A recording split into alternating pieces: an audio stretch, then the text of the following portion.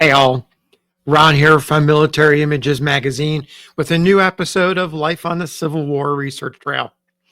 I know you students of the Civil War are very familiar with the gentleman pictured here, Stephen Crane, life dates 1871 to 1900, who was best known for The Red Badge of Courage, his short novel that captured the public's imagination and garnered widespread praise after its publication in 1895. Crane wrote this masterwork at age 24, and it is a classic of American literature that has been adapted for movies and other media. Less remembered is Crane's other compelling short stories about the war. I want to share one of the shorter shorts titled A Mystery of Heroism. Crane introduces us to Union soldier Fred Collins, who goes to fetch water in the heat of battle. As you listen, you'll pick up on themes of heroism, the chaos and confusion of battle, war's risks, and its inherent ironies. So, here's Stephen Crane's A Mystery of Heroism. It begins. The dark uniforms of the men were so coated with dust from the incessant wrestling of the two armies that the regiment almost seemed a part of the clay bank which shielded them from the shells. On the top of the hill, a battery was arguing in tremendous roars with some other guns, and to the eye of the infantry, the artillerymen, the guns, the caissons, the horses were distinctly outlined upon the blue sky. When a piece was fired, a red streak as round as a log flashed low in the heavens like a monstrous bolt of lightning. The men of each battery wore white duck trousers, which somehow emphasized their legs, and when they ran and crowded in little groups at the bidding of the shouting officers, it was more impressive than usual to the infantry. Fred Collins of A Company was saying, "Thunder, I wished I had a drink. Ain't there any water around here?" Then somebody yelled, "There goes the bugler." As the eyes of half the regiment swept in one machine-like movement, there was an instant's picture of a horse and a great convulsive leap of a death wound, and a rider leaning back with a crooked arm and spread fingers before his face. On the ground was the crimson terror of an exploding shell with fibers of flame that seemed like lances. A glittering bugle swung clear of the rider's back as fell headlong the horse and the man. In the air was an odor as from a conflagration. Sometimes they of the infantry looked down at a fair little meadow which spread at their feet. Its long green grass was rippling gently in a breeze. Beyond it was the gray form of a house, half torn to pieces by shells and by the busy axes of soldiers who had pursued firewood. The line of an old fence was now dimly marked by long weeds and by an occasional post. A shell had blown the well house to fragments. Little lines of gray smoke ribboning upward from some embers indicated the place where had stood the barn. From beyond a curtain of green woods, there came the sound of some stupendous scuffle, as if two animals of the size of islands were fighting. At a distance, there were occasional appearances of swift-moving men, horses, batteries, flags, and, with the crashing of infantry volleys were heard, often wild and frenzied cheers. In the midst of it all, Smith and Ferguson, two privates of A Company, were engaged in a heated discussion which involved the greatest questions of the national existence. The battery on the hill was presently engaged in a frightful duel. The white legs of the gunner scampered this way and that way, and the officers redoubled their shouts. The guns, with their demeanors of stolidity and courage, were typical of something infinitely self-possessed in this clamor of death that swirled around the hill. One of a swing team was suddenly smitten quivering to the ground, and his maddened brethren dragged his torn body in their struggle to escape from this turmoil and danger. A young soldier astride one of the leaders swore and fumed in his saddle and furiously jerked at the bridle. An officer screamed out an order so violently that his voice broke and ended the sentence in a falsetto shriek. The leading company of the infantry regiment was somewhat exposed, and the colonel ordered it moved more fully under the shelter of the hill. There was the clank of steel against steel. A lieutenant of the battery rode down and passed them, holding his right arm carefully in his left hand. And it was as if this arm was not at all a part of him, but belonged to another man. His sober and reflective charger went slowly. The officer's face was grimy and perspiring, and his uniform was tousled as if he had been in direct grapple with an enemy. He smiled grimly when the men stared at him. He turned his horse toward the meadow. Collins of A Company said, "I wished I had a drink. I bet there's water in that there old well yonder." "Yes, but how you going to get it?" For the little meadow which intervened was now suffering a terrible onslaught of shells. Its green and beautiful calm had vanished utterly. Brown earth was being flung in monstrous handfuls, and there was a massacre of young blades of grass. They were being torn, burned, obliterated. Some curious fortune of the battle had made this gentle little meadow the object of the red hate of the shells, and each one, as it exploded, seemed like an imprecation in the face of a maiden. The wounded officer who was riding across this expanse said to himself, "Why, they couldn't shoot any harder if the whole army was massed here." A shell struck the gray ruins of the house, and as after the roar, the shattered wall fell in fragments, there was a noise which resembled the flapping of shutters during a wild gale of winter.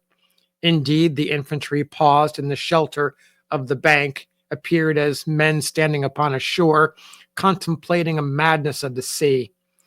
The angel of calamity had under its glance the battery upon the hill. Fewer white-legged men labored about the guns. A shell had smitten one of the pieces, and after the flare, the smoke, the dust, the wrath of this blow were gone. It was possible to see white legs stretched horizontally upon the ground. And at that interval to the rear, where it is the business of the battery horses to stand, with their noses to the fight, awaiting the command to drag their guns out of the destruction, or into it, or wheresoever these incomprehensible humans demanded with whip and spur. In this line of passive and dumb spectators whose fluttering hearts yet would not let them forget the iron laws of man's control of them, in this rank of brute soldiers, there had been relentless and hideous carnage. From the ruck of bleeding and prostrate horses, the men of the infantry could see one animal raising its stricken body with its forelegs and turning its nose with mystic and profound eloquence toward the sky. Some comrades joked Collins about his thirst. "Well, if you want a drink so bad, why don't you go get it?" "Well, I will in a minute, if you don't shut up." A lieutenant of artillery floundered his horse straight down the hill with as little concern as if it were level ground. As he galloped past the colonel of the infantry, he threw up his hand in a swift salute. "We've got to get out of that," he roared angrily. He was a black-bearded officer, and his eyes, which resembled beads, sparkled like those of an insane man. His jumping horse sped along the column of infantry. The fat major, standing carelessly with his sword held horizontally behind him and, with his legs far apart, looked after the receding horsemen and laughed. "He wants to get back with orders pretty quick, or there'll be no battery left," he observed. The wise young captain of the second company hazarded to the lieutenant colonel that the enemy's infantry would probably soon attack the hill, and the lieutenant colonel snubbed him. A private in one of the rear companies looked out over the meadow and then turned to a companion and said, "Look there, Jim." It was the wounded officer from the battery who, some time before, had started to ride across the meadow, supporting his right arm carefully with his left hand. This man had encountered a shell, apparently at a time when no one perceived him, and he could now be seen lying face downward with a stirruped foot stretched across the body of his dead horse. A leg of the charger extended slantingly upward, precisely as stiff as a stake. Around this motionless pair, the shells still howled. There was a quarrel now in A Company. Collins was shaking his fist in the faces of some laughing comrades. "Dern ye, I ain't afraid to go. If you say much, I will go." "Of course you will. You'll run through that there meadow, won't you?" Collins said in a terrible voice. "You see now?" At this ominous threat, his comrades broke into renewed jeers. Collins gave them a dark scowl and went to find his captain. The latter was conversing with the colonel of the regiment. "Captain," said Collins, saluting and standing at attention. In those days, all trousers bagged at the knees. "Captain, I want to get permission to go get some water from that there well over yonder." The colonel and the captain swung about simultaneously and stared across the meadow. The captain laughed. "You must be pretty thirsty, Collins." "Yes, sir, I am." "Well," said the captain. After a moment, he asked, "Can't you wait?" "No, sir." The colonel was watching Collins's face. "Look here, my lad," he said in a pious sort of a voice. "Look here, my lad." Collins was not a lad. "Don't you think that's taking pretty big risks for a little drink of water?" "I don't know," said Collins uncomfortably. Some of the resentment towards his companions, which perhaps had forced him into this affair, was beginning to fade. "I don't know whether it is." The colonel and the captain contemplated him for a time. "Well," said the captain finally. "Well," said the colonel, "if you want to go, why go." Collins saluted. "Much obliged to you." As he moved away, the colonel called after him, "Take some of the other boys' canteens with you and hurry back now." "Yes, sir, I will." The colonel and the captain looked at each other then, for it had suddenly occurred that they could not for the life of them tell whether Collins wanted to go or whether he did not. They turned to regard Collins, and as they perceived him surrounded by gesticulating comrades, the colonel said, "Well, by thunder, I guess he's going." Collins appeared as a man dreaming. In the midst of the questions, the advice, the warnings, all the excited talk of his company mates, he maintained a curious silence. They were very busy in preparing him for the ordeal. When they inspected him carefully, it was somewhat like the examination that grooms give a horse before a race. And they were amazed, staggered by the whole affair. Their astonishment found vent in strange repetitions. "Are you sure of going?" they demanded again and again. "Certainly I am," cried Collins, at last, furiously. He strode suddenly away from them. He was swinging 5 or 6 canteens by their cords. It seemed that his cap would not remain firmly on his head, and often he reached and pulled it down over his brow. There was a general movement in the compact column. The long, animal-like thing moved slightly. Its 400 eyes were turned upon the figure of Collins. "Well, sir, if that ain't the darndest thing. I never thought Fred Collins had the blood in him for that kind of business." "What's he going to do, anyhow?" "He's going to that well there after water." "We ain't dying of thirst, are we? That's foolishness." "Well, somebody put him up to it, and he's doing it. Say, he must be a desperate cuss." When Collins faced the meadow and walked away from the regiment, he was vaguely conscious that a chasm, the deep valley of all prides, was suddenly between him and his comrades. It was provisional, but the provision was that he return as a victor. He had blindly been led by quaint emotions and laid himself under an obligation to walk squarely up to the face of death. But he was not sure that he wished to make a retraction, even if he could do so without shame. As a matter of truth, he was sure of very little, He was mainly surprised. It seemed to him supernaturally strange that he had allowed his mind to maneuver his body into such a situation. He understood that it might be called dramatically great.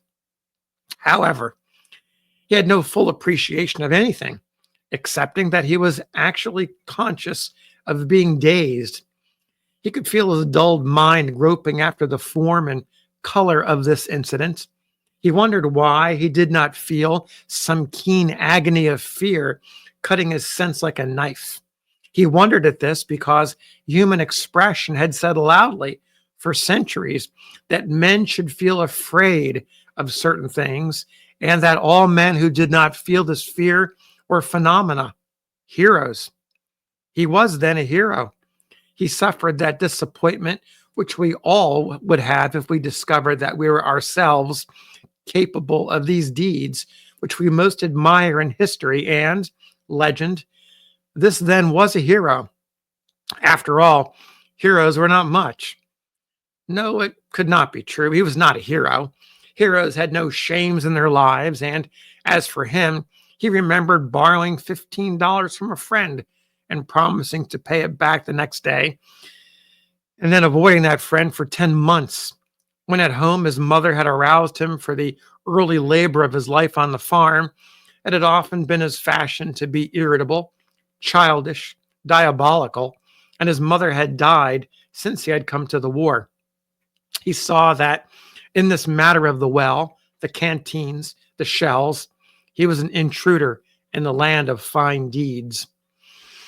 He was now about 30 paces from his comrades. The regiment had just turned its many faces toward him. From the forest of terrific noises, there suddenly emerged a little uneven line of men. They fired fiercely and rapidly at distant foliage on which appeared little puffs of white smoke. The spatter of skirmish firing was added to the thunder of the guns on the hill. The little line of men ran forward. A color sergeant fell flat with his flag as if he had slipped on ice. There was hoarse cheering from the distant field. Collins suddenly felt that two demon fingers were pressed into his ears. He could see nothing but flying arrows, flaming red.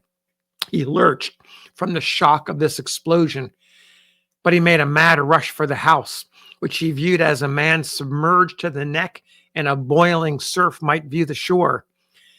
In the air, little pieces of shell howled, and the earthquake explosions drove him insane with the menace of their roar. As he ran, the canteens knocked together with a rhythmical tinkling. As he neared the house, each detail of the scene became vivid to him. He was aware of some bricks of the vanished chimney lying on the sod. There was a door which hung by one hinge. Rifle bullets called forth by the insistent skirmishers came from the far-off bank of foliage. They mingled with the shells and the pieces of shells until the air was torn in all directions by hootings, yells, howls. The sky was full of fiends who directed all their wild rage at his head. When he came to the well, he flung himself face downward and peered into its darkness. There were furtive silver glintings some feet from the surface. He grabbed one of the canteens and, unfastening its cap, swung it down by the cord. The water flowed slowly in with an indolent gurgle. And now, as he lay with his face turned away, he was suddenly smitten with the terror. It came upon his heart like the grasp of claws. All the power faded from his muscles. For an instant, he was no more than a dead man. The canteen filled with a maddening slowness and all the manner of bottles. Presently, he recovered his strength and, addressing a screaming oath to it, he leaned over until it seemed as if he intended to try to push water into it with his hands. His eyes, as he gazed down into the well, shone like two pieces of metal, and in their expression was a great appeal and a great curse. The stupid water derided him. There was the blaring thunder of a shell. Crimson light shone through the swift boiling smoke and made a pink reflection on part of the wall of the well. Collins jerked out his arm and canteen with the same motion that a man would use in withdrawing his head from a furnace. He scrambled erect and glared and hesitated. On the ground near him lay the old well bucket and a length of rusty chain. He lowered it swiftly into the well. The bucket struck the water and then, turning lazily over, sank. When, with hand reaching tremblingly over hand, he hauled it out, knocked it often against the walls of the well, and spilled some of his contents. In running with the filled bucket, a man can adopt but one kind of gait. So, through this terrible field, over which screamed practical angels of death, Collins ran in the manner of a farmer chased out of a dairy by a bull. His face went staring white with anticipation of a blow that would whirl him around and down. He would fall as he had seen other men fall, the life knocked out of them so suddenly that their knees were no more quick to touch the ground than their heads. He saw the long blue line of the regiment, but his comrades were standing, looking at him from the edge of an impossible star. He was aware of some deep wheel ruts and hoof prints in the sod beneath his feet. The artillery officer who had fallen in this meadow had been making groans in the teeth of the tempest of sound. These futile cries, wrenched from him by his agony, were heard only by shells, bullets. When wild-eyed Collins came running, this officer raised himself, his face contorted and blanched from pain. He was about to utter some great beseeching cry, but suddenly his face straightened and he called, "Say, young man, give me a drink of water, will you?" Collins had no room amid his emotions for surprise. He was mad from the threats of destruction. "I can't," he screamed, and in his reply was a full description of his quaking apprehension. His cap was gone, and his hair was riotous. His clothes made it appear that he had been dragged over the ground by the heels. He ran on. The officer's head sank down, and one elbow crooked. His foot in its brass-bound stirrups still stretched over the body of his horse, and the other leg was under the steed. But Collins turned. He came dashing back. His face had now turned gray, and in his eyes was all terror. "Here it is! Here it is!" The officer was as a man gone in drink. His arm bent like a twig. His head drooped as if his neck were of willow. He was sinking to the ground to lie face downward. Collins grabbed him by the shoulder. "Here it is. Here's your drink. Turn over, man, for God's sake." With Collins hauling at his shoulder, the officer twisted his body and fell with his face turned upward, that region where lived the unspeakable noises of the swirling missiles. There was the faintest shadow of a smile on his lips as he looked at Collins. He gave a sigh, a little primitive breath like that from a child. Collins tried to hold the bucket steadily, but his shaking hands caused the water to splash all over the face of the dying man. Then he jerked it away and ran on. The regiment gave him a welcoming roar. The grimed faces were wrinkled in laughter. His captain waved the bucket away. "Give it to the men." The two genial, skylarking young lieutenants were the first to gain possession of it. They played over it in their fashion. When one tried to drink, the other teasingly knocked at his elbow. "Don't, Billy, you'll make me spill it," said the one. The other laughed. Suddenly, there was an oath and the thud of wood on the ground and a swift murmur of astonishment among the ranks. The two lieutenants glared at each other. The bucket lay on the ground, empty. So there you have the story, A Mystery of Heroism by Stephen Crane. Thanks for listening. We'll see you on the next episode of Life on the Civil War Research Trail.